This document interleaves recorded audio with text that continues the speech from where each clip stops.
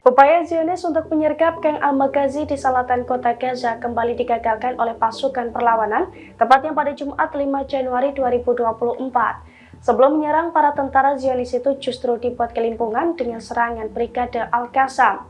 Sejumlah tentara juga tewas akibat dihujani roket Brigade Al-Qassam. Dilansir dari Tribunnews.com, IDF mendapatkan perlawanan sengit saat berupaya maju ke Gaza Selatan. Pada Jumat kemarin, Brigade Al-Qassam mengumumkan bahwa unit mortirnya menargetkan posisi Zionis. Mereka menghujani roket Al-Yasin ke gerombolan tentara IDF dan sejumlah kendaraan lapis baja di sebelah timur camp. Akibatnya, sejumlah tentara Zionis pun kocar-kacir sebelum meluncurkan serangannya. Selain itu, sejumlah tank dan bulldozer lapis baja Zionis juga menjadi sasaran empuk Brigade Al-Qassam. Di sisi lain, Brigade Al-Qassam juga melakukan operasi gabungan bersama Brigade Al-Quds. Mereka merontokkan 3 tank Merkava Zionis dengan peluru tandem 64/105 mm yang diproduksi secara lokal.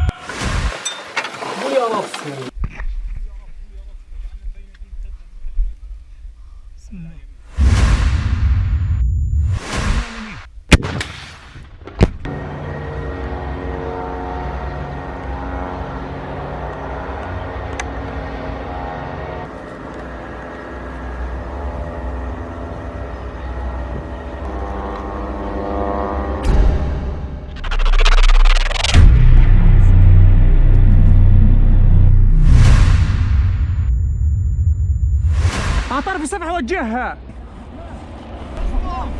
بسم الله.